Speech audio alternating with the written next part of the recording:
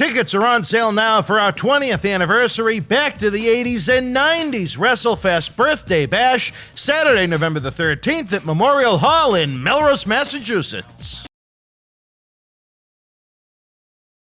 Well, let me ask you this, Tony. At that time period, how hot was the business, at least for WWF? You're talking about mainstream talk shows. The night before WrestleMania 1, Hogan and Mr. T were on the Saturday Night Live slot, when Saturday Night Live was the cat's meow, so to speak. The rock and wrestling connection with MTV, with Cyndi Lauper getting involved. WWF exploded at this point, exploded in popularity. Well, because people was looking for something. Did that Ultimate Fighting, same thing. It just took off, you mean? Once a book been read, it's old. Wrestling always been in the dark corners. And then all of a sudden it got on cable television. Cable television done that. So people was able to see it. My first wrestling match that I saw in my whole life, I was in the ring doing it. Really? I never watched wrestling. Yeah. You know. How big of an asset was MTV at that point, promoting WWF so much? They had I think it was called The War to Settle the Score at MSG the month before, as kind of the lead into WrestleMania 1. And MTV was, I mean, you talk about hot with the demographic they were looking for. Once MTV hit, everybody watched MTV. People watched MTV because it was the first radio show with pictures. Yeah. You could see the people singing. You could see James Brown performing. They were making a video of songs. Before, when you listen to music, all you hear was the music. You didn't see the people, unless you went to one of their concerts. You had to go to a concert to see James Brown or to see anybody. You want to see the Rolling Stones old days, you got to buy a ticket to go to a concert. But here at MTV, you could see the guys sing and perform by just flipping your TV on. You didn't have to jump in your car and go all the way to a concert. And a lot of people didn't watch wrestling. So when cable television came, it exposed it to a whole new group of people.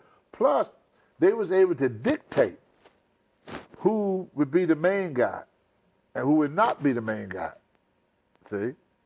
And then they had people that check the ratings. And they say, oh, the people really like this guy, so let's put him in there. He may not be the toughest guy, he may not be the best wrestler, but for some reason, people like him.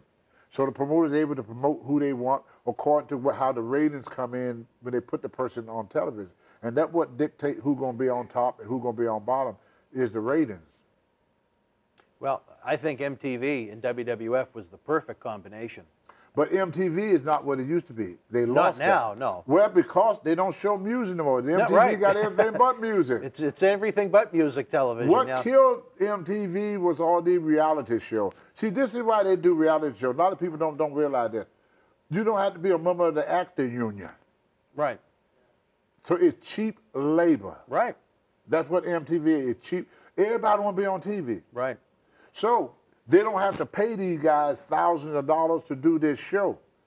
You know, they give them a little bit of money and they be on the show. Like wrestling, you got guys wrestling for the WWE that make $500 a week. Yeah. And they employees of the WWE, $500 a week. Wow. And they got to, out of that $500, they got to pay their own expenses. Yeah. And they're on TV every week. There was a girl used to come out and do this thing. Emma. She wanted to get a case to put her laptop in. The case was $20. She didn't have $20. She's on TV every day and don't even have $20 to buy a case. So she stole it. And she got fired for a short period of time because of it. But she couldn't afford a $20 case. And she's on TV winning matches. It's not as glamorous as you might think. Is that a good way to put it? Well, like I said, in '85, it was as hot could be. Well, they found out that you could be glory happy, as we call it in the olden days. Like, they loved Tony Atlas, but he was glory happy. As long as I was going to the ring winning, I was a great guy. As soon as I started talking about my money, that's when the shit hit the fan. You got that right. And anybody would do anything for you as long as they don't have to pay you. Let me ask you this. In the build-up to WrestleMania 1, did you interact with Cyndi Lauper at all? A whole lot, yeah. What did you think of her? She was funny. Funny girl? Yeah. Loved the wrestling business. Yes, she did. And I think it was through Lou Albano that she kind of got involved in the mix. Yeah. Any interesting memories of her when she was around? Well, with Wendy Richter, I remember Wendy Richter started getting as big as Hogan. And then She got hot, yeah. And they dethroned her.